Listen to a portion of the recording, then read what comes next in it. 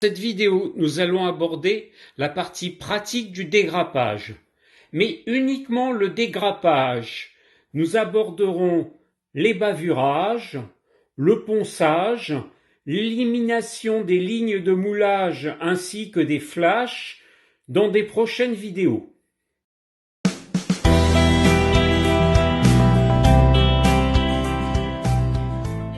Maintenant, nous allons aborder le dégrappage proprement dit. Et voilà moi ce que j'ai trouvé sur Amazon. J'ai trouvé ça très bien. Vous voyez, c'est une mallette de rangement. Je trouve que c'est ce qu'il y a le mieux quand on n'a pas d'atelier. Donc je l'ouvre et regardez, cette mallette de rangement est quelque chose de particulier. C'est qu'il n'y a pas des cases déjà toutes faites. Vous pouvez faire autant de cases que vous voulez. Par exemple, ici, vous pouvez faire une grande case, vous voyez. Là, on a de quoi mettre avec une grande case fuselage, par exemple. Ici, vous pouvez faire, là, pareil, si vous avez des petites pièces, par exemple, voilà, vous pouvez faire une plus petite case. Là, j'ai pas très bien mis.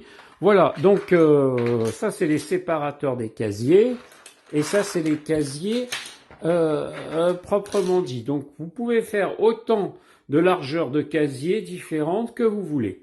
Et une fois que c'est terminé, vous mettez vos pièces, vous fermez et vous pouvez tout ranger. Maintenant, pour ceux qui sont bricoleurs et qu'ils n'ont pas de matériel de maquettiste pour débuter, par exemple pour ceux qui bricolent l'électricité, comme moi, dans la limite du raisonnable évidemment, et en éteignant le compteur général aussi, c'est important, ils peuvent garder certains outils destinés à l'électricité. Donc le multimètre ne va leur servir à rien. Bon, là, ça va pas servir à grand chose, je le mets de côté. La pince à dénuder les fils, je ne pense pas que ça va leur servir à grand chose aussi, mais je ne sais pas si ça peut avoir une utilité dans le maquettisme. C'est à voir, c'est à réfléchir. Donc ce qui leur reste à leur disposition, c'est la pince pour couper les fils électriques et le cutter. Donc ceux qui n'ont aucun matériel pour le moment peuvent commencer avec ces deux outils électriques. Comme on a dégraissé les pièces, c'est-à-dire les grappes auparavant, dorénavant pour les toucher, il est préférable de se laver les mains.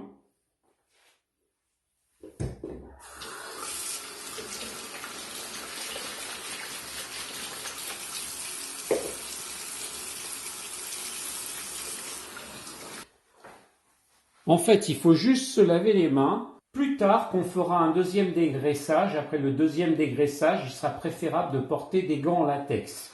Mais là, on n'en est pas là. Donc juste avoir les mains lavées au savon pour dégraisser un peu les mains et pour éviter de salir les pièces qu'on a dégraissées. On va donc d'abord voir comment dégrapper avec des outils d'électricien. Voilà la pince électrique. Il y a un côté plat et un côté creux. Il faut toujours dégrapper du côté plat, c'est-à-dire du côté du dos de la pince. On prend la pince et on va dégrapper par exemple le fuselage. C'est pas ce que j'aurais dégrappé en premier, mais c'est pour vous montrer. Donc vous voyez, il ne faut pas dégrapper trop près du fuselage, peut-être un petit peu plus bas. On prend la pince et on va couper. Voilà, hop. Vous voyez, avec la pince électrique, ça va très vite. La pièce est dégrappée, du moins ce côté-là.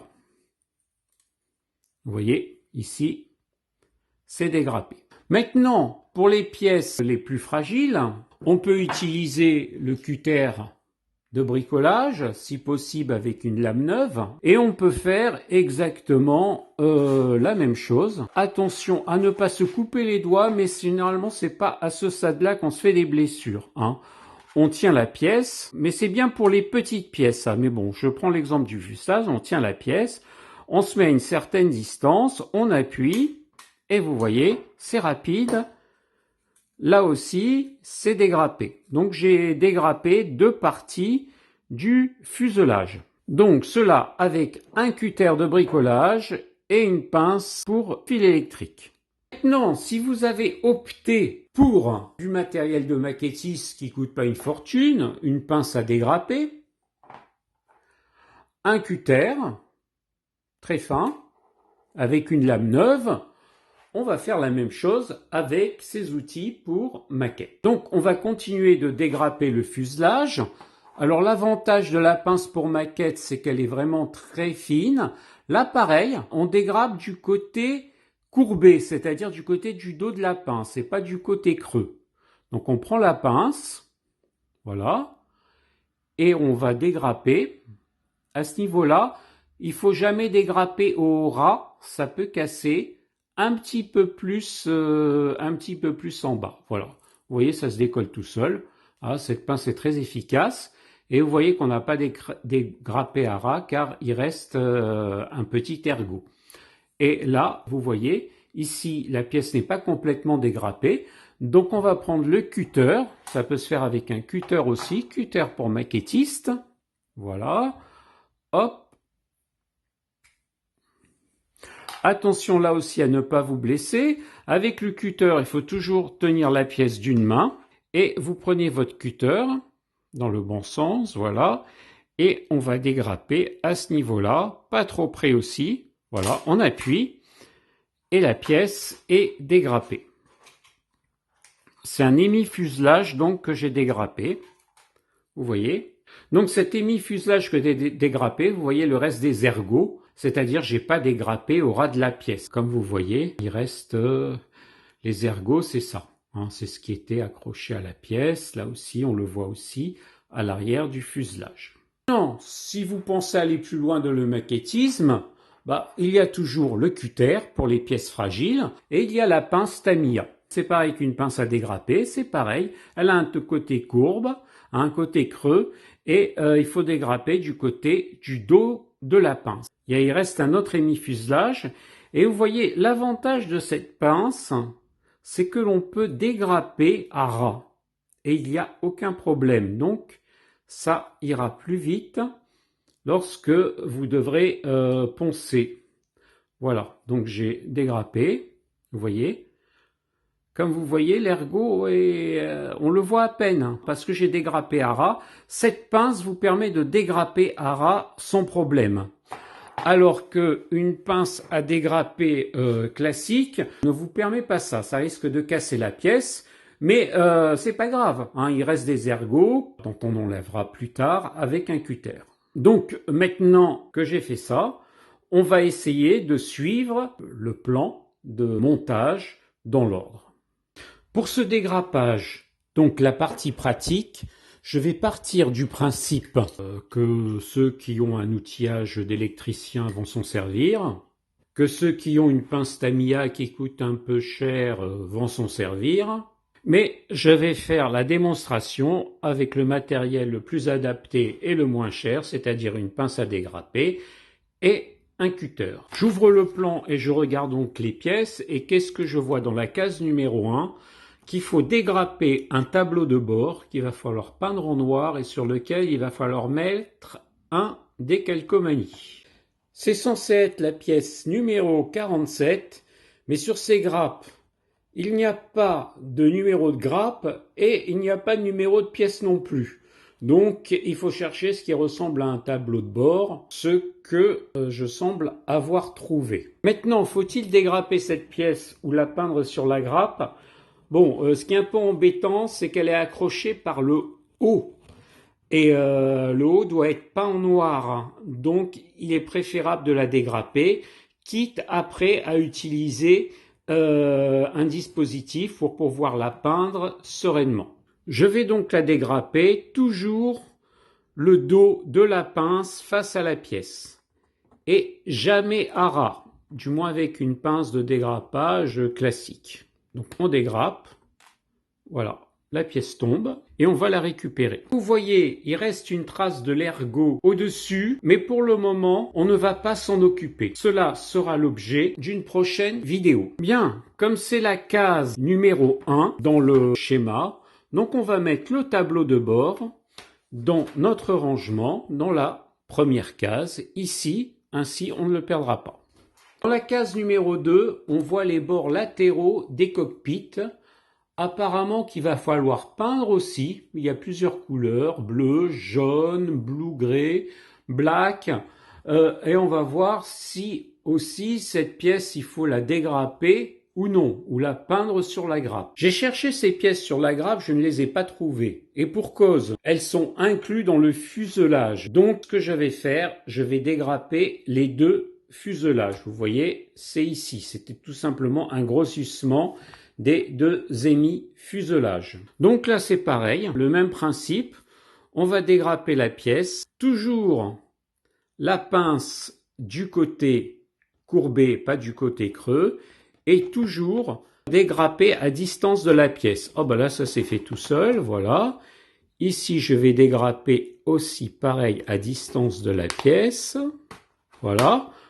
Là, on voit bien un petit morceau d'ergot qui reste, mais ça a l'air de se dégrapper très facilement. Et ici, pareil, on va dégrapper aussi à distance de la pièce. Voilà.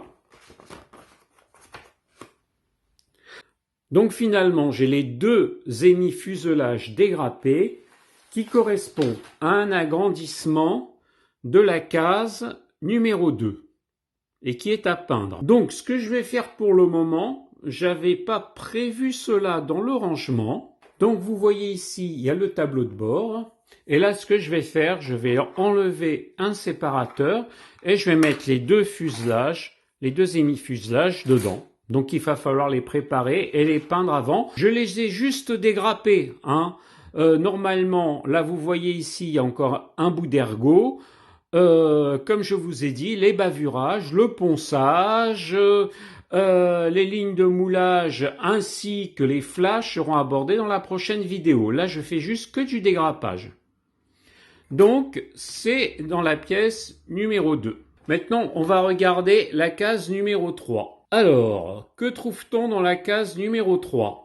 On va trouver cette pièce-là que l'on va dégrapper. Normalement, il faut la peindre aussi sur le côté. Là, il y a des ergots. Ça voudrait dire qu'il va falloir repeindre une fois qu'on enlève les ergots. Donc, il vaut mieux la dégrapper. Donc, j'ai dégrappé la pièce qui était dans la case numéro 3. Je l'ai fait tomber directement dans la case numéro 3. Comme vous voyez, elle a toujours ses ergots, hein.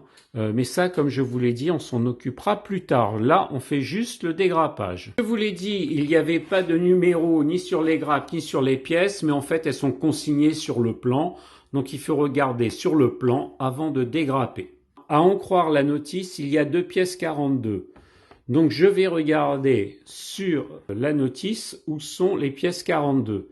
Elles sont ici. Donc, on va regarder la grappe et on va voir où sont les pièces 42. Donc, voilà les 2 pièces 42. Elles sont une ici et une là.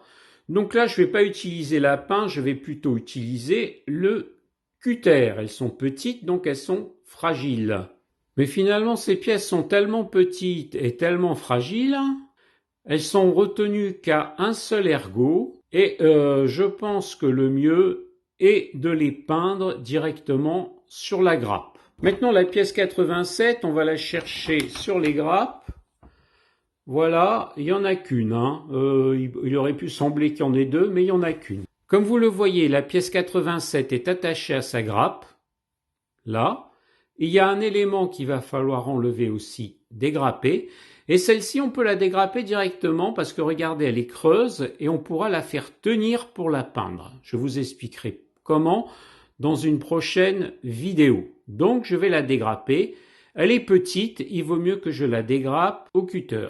Comme vous le voyez, la pièce numéro 87, je ne l'ai pas assez maintenue, elle a été éjectée et est partie dans la pièce.